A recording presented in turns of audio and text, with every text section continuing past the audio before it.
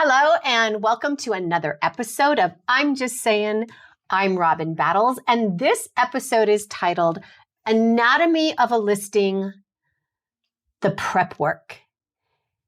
And the idea behind this episode is to let listeners understand exactly what happens behind the scenes in order to go from that initial phone call from a seller about, I think I want to list my home, to I'm ready to list my home, to actually hitting the market. I think you're going to be surprised by how much prep work is actually involved with some listings, especially the one I'm going to discuss in this episode. So let me share the premise behind this. And it always comes from meeting with another client and like a light bulb just clicking in your head. And this is what happened to me the other day. So I'm sitting with a client and I'm talking about the listing process.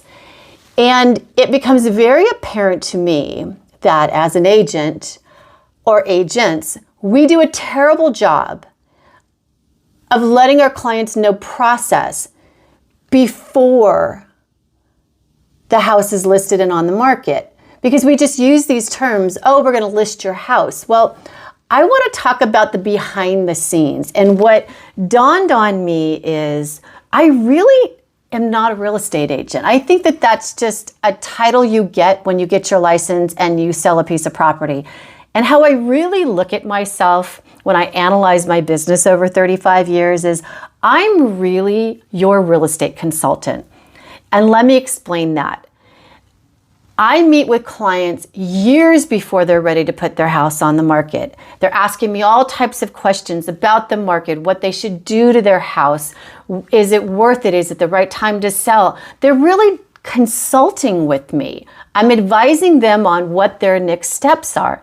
And I think what's happened is we look at all these glitzy reality TV shows that they walk in their fancy suit and boom, they've listed the $9 million listing and it's up on the market the next day. That's so not the reality. So don't even look at reality TV. I mean, I love to watch all the real estate shows. I think they're interesting. I get a good kick out of it. But in the real world, what my job really is I'm your real estate consultant. And I want to get back to listing a property and what that really means in my head. And let me share with you, a lot of my clientele that I work with as sellers are getting ready to retire, have retired. Unfortunately, maybe a family member's passed. So a little bit older. And this will apply to anybody. But when you work with clientele in that bracket, I think nowadays they call it your avatar. So my avatar is a little bit of an older seller. They've accumulated a lot of things in their house. Some may not have taken care of their house so well. There's all types of blocks that keep them from making that step to move. Because I believe that in their head, they're overwhelmed with the process. So what I'm doing with Anatomy of a Listing is I want to take you to all of the planning and preparation that goes on to get to the point of being listed and on the market. So hence, how we list it. So let me give you a little background on what I do. I said earlier that I meet with clients years before they're ready to go. And some people I meet with 6 months before, and then some people it's like, oh, Robin, I got to sell my house in 2 weeks, and there's a different process for that. So let's take one of my latest listings where the seller was 91 years old. She never planned on selling her house. And one day I get a call from a family member saying, my mom would like to sit down and talk to you about selling her house. And I was shocked because I know this family and I know that this seller was never going to move. So getting that call was a little shocking. And walking through the house, so let's talk first meeting. So I go in and I meet with the son and I meet with the mom and we have a lovely conversation and they're kind of throwing things away and there's kind of havoc everywhere. And I am very, very sensitive to the emotions when a client has lived in a house for a long time. I'm very sensitive to the dynamics of how everyone's talking to each other. I really sit back for that initial meeting and really listen, and I really watch, because I want to know where they're going to, that tells me, let me put it this way, that helps show me what I need to do for this particular client. So I will say in a lot of my blog posts and things like that, I don't have a preset marketing plan. There are certain things that I always do, but it's very plug and play for me. And that is, if you're telling me you won't be ready to move until 6 months from now, I'm not sitting there forcing you to sign a listing contract. That's not where you're at.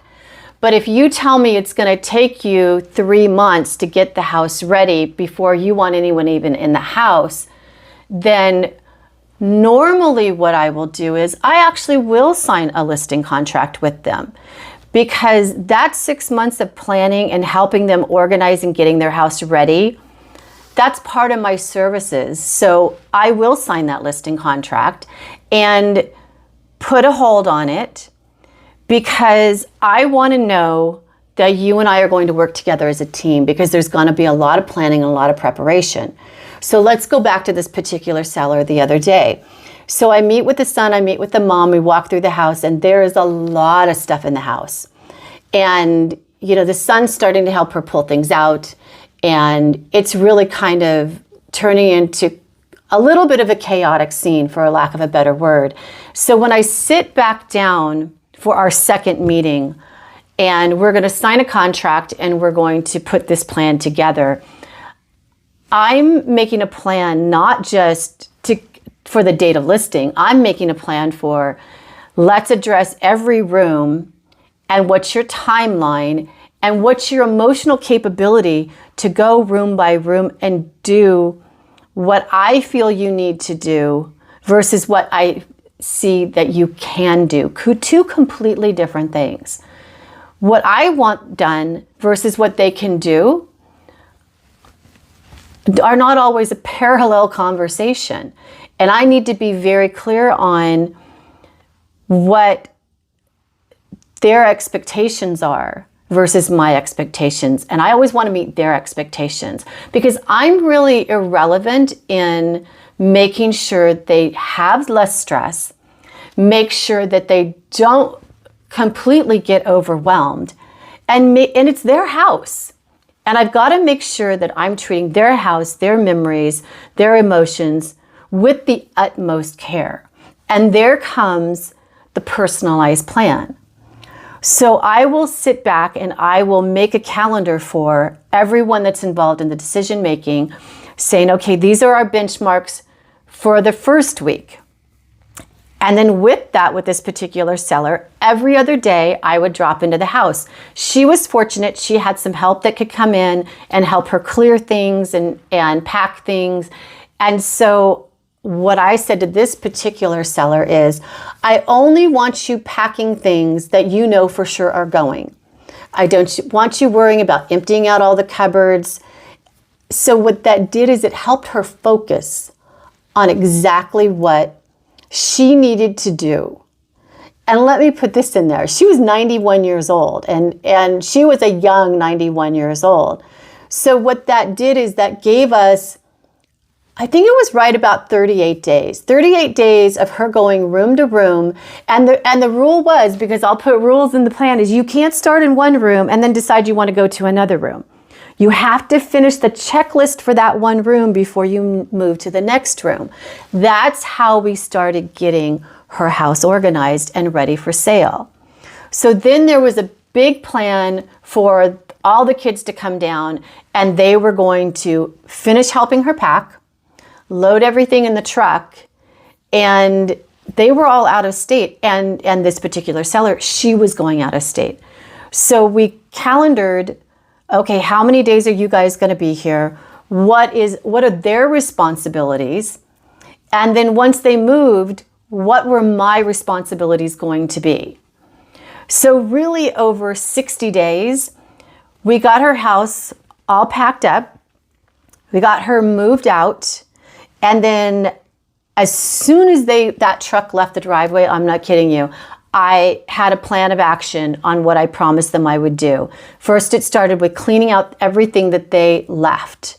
And I told them, I said, you take what you want, anything you don't want, then in the plan, this is how we're going to get rid of everything else that's left in the house. And the amount of relief that provided to the seller and to the family was just exponential, because they thought they were going to have to come back down. They were going to have to keep going through things. And, you know, she was moving from 2,000 square feet to 800 square feet. So you can't take a lot of things. And we donated a lot of things that could be reused. We didn't just put everything in a dumpster. But right after that truck pulled away, then my job kicked in even more, because I was responsible for finishing the clean out of the house. Then there were rooms that needed to be painted. We didn't do a full paint job. I mean, we did the walls to clean up the walls so that it looked a little bit cleaner. Once that was done, there were a lot of curtains that were taken down. There were some light fixtures that were taken down. We didn't put things back up. We just cleaned the space up. And then we had a really nice deep clean on the property. And I will tell you, of anything, if you've got no budget, a deep clean is the one thing I would say you should always do, because this cleaning crew was amazing. And it just makes a difference in how the house looks and how that house smells. And then the last thing we did is, I personally do not like to sell vacant homes. I think that you lose value and you lose buyers because they can't see things, especially when you have a room, as we did in this house, that was a little awkward. It's kind of a different space, and it's like, what do you do with that? So we gave it purpose. So staging was done. I don't stage every room, so that helps keep the cost down.